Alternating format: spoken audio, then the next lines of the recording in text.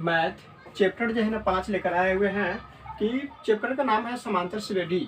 5.1 का जितने भी क्वेश्चन होगा वो सभी इस वीडियो में आपको लोगों को बताया जाएगा। यहाँ पर कह रहा है कि एपी के प्रथम 4 पद लिखे जब प्रथम पद ए और सर्वांतर डी निम्नांकित है। यहाँ पर देख सकते हैं एक नंबर में हो गया कि ए बराबर डी हो गया, जो ए हो एपी के प्रथम पद हो गया, उसका डी जो है वह सार्व अंतर है। सार्व अंतर यहाँ पर हम लिख सकते हैं कि ए जो है ना ए बराबर हो गया प्रथम पद, ए प्रथम पद हो गया, वह किसका पद है तो एपी के प्रथम पद हो गया। डी जो है ना वह सार्वंतर है, डी क्या है सार्व अंतर है, डी जो है ना सार्व अंतर है। उसके बाद में हम यहाँ पर एपी के प्रथम पद ए दिया हुआ है एक है और हम दूर निकालेंगे दूसरा, तो यहाँ पर क्या करेंगे एपी के प्रथम पद और प्लस में डी को हम जोड़ देंगे सर्वांतर को। यहाँ पर ए प्लस लिखेंगे डी, उसके बाद में ए का मान हो गया एक है प्लस हो गया डी भी एक है, तो एक एक 2 हो जाएगा, एपी के दूसरा पद हो जाएगा 2 हो गया। तीसरा पद निकालेंगे ए प्लस, फार्मूला है कि एक माइनस करते आइएगा, जितना निकालना होगा 20 निकालना होगा तो 19 लिखेंगे। यहाँ पर तीसरा निकालना है तो कितना माइनस कीजिएगा, तो यहाँ पर हम एक माइनस करेंगे, ए प्लस हो गया 2d बराबर हो गया ए का मान 1 प्लस और उसका गुना हो गया 2 गुने ए डी का मान हो गया 1, तो 2 और 2 में 1 से गुना करेंगे 2 और 1 को जोड़ेंगे तो 3 हो जाएगा। चौथा पद निकालेंगे 4 बराबर हो गया ए प्लस 3d लिखिएगा। यहाँ पर हो गया एपी के प्रथम पद है 1 है और 3 गुने सार्वंतर 1 ही है। यहाँ पर गुना करेंगे 3 कम 3 और 1 को जोड़ेंगे 4 हो जाएगा। यहाँ पर लिख सकते हैं तो एपी के प्रथम 4 पद क्रमश हो गया 1, 2, 3, 4 डॉट है। आप लोग इसको अच्छे से नोट कर सकते हैं।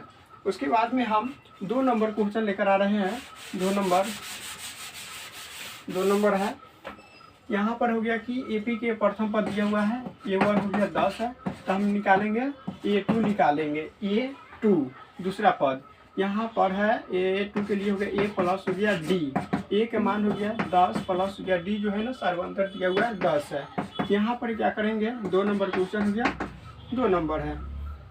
उसके बाद में यहाँ पर हो गया 10 और 10 को जोड़िएगा तो 20 हो जाएगा, दूसरा पद एपी का 20 हो गया। तीसरा पद निकालेंगे 3 बराबर हो गया ए प्लस 2d लिखेंगे।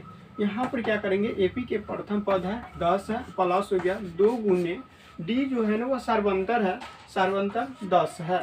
यहाँ पर 10 प्लस हो गया 10 गुना 20 गो और 10 गो 30 होता है। एपी के चौथा पद निकालेंगे A4 बराबर हो गया ए प्लस 4, जब हो चौथा पद निकालना हो तो हम एक माइनस करके लिखेंगे, तो लिखेंगे हम 3d लिखेंगे, 3d लिखेंगे। ए का मान हो गया 10 हो गया और प्लस में हो गया 3 गुने डी जो है ना सर्वांतर हुआ 10 है। यहाँ पर 10 है और उसका 10 या 30 और 10 को जोड़ेंगे तो 40 हो जाएगा। तो एपी के प्रथम पद 10 है और दूसरा पद हो गया 20 है, तीसरा पद आ गया 30 है और चौथा पद हो गया 40 है। यहाँ पर हम लिख सकते हैं अतः एपी के प्रथम 4 पद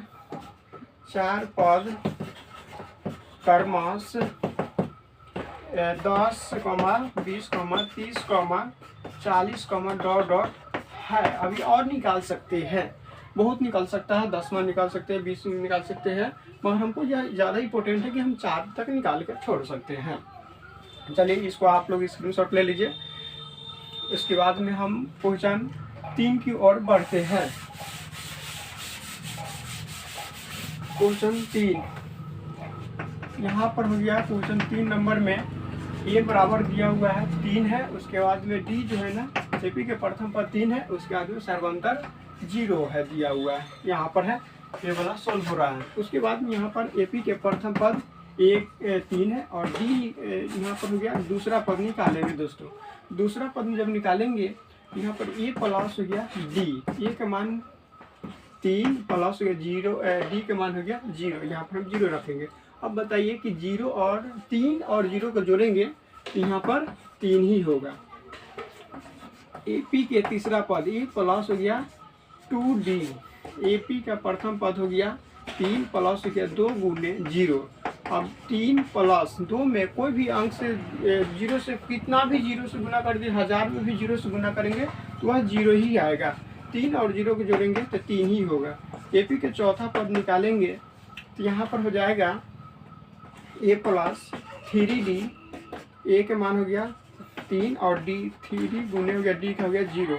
इसका आंसर हो जाएगा 3 ही इसका भी होगा। इसका जो है ना प्रथम पद भी 3 है, दूसरा पद भी 3 है, उसके बाद में तीसरा पद भी 3 है और AP के चौथा पद भी 3 है। चलिए तो यह भी जो है ना सॉल्व हो गया। उसके बाद में हम पढ़ते हैं 4 नंबर क्वेश्चन की ओर। 4 नंबर क्वेश्चन है कि AP के प्रथम पद -2 है और D जो है ना वह -0 है। इसमें भी 0 का रहा है, सीधे 0 है यहाँ पर। उसके बाद में हम इसका भी सभी का आंसर हो जाएगा -2 ही होगा, -2 आएगा। ये भी सॉल्व कर सकते हैं आप लोग, सॉल्व कर लीजिएगा। उसके बाद में क्वेश्चन नंबर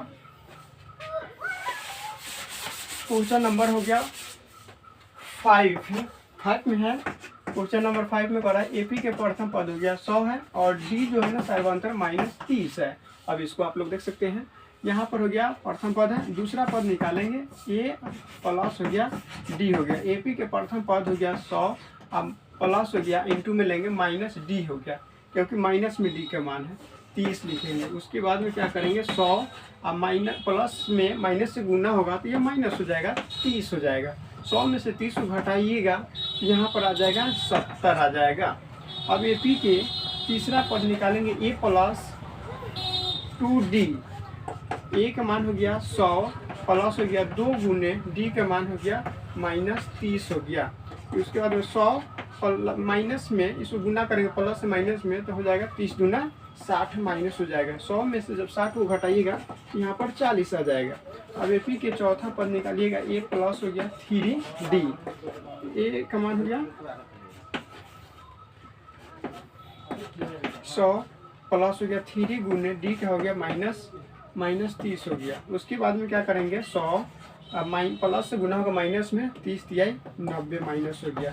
100 में से 90 के घटाइएगा 10 हो जाएगा। यहाँ पर भी आ गया कि AP के प्रथम पद 100 हो गया, दूसरा पद हो गया कि 70 हो गया और तीसरा पद हो गया 40 हो गया और चौथा पद हो गया आप लोग के 10 हो गया।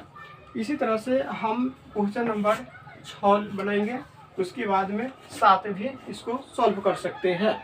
अगला प्रश्न लेकर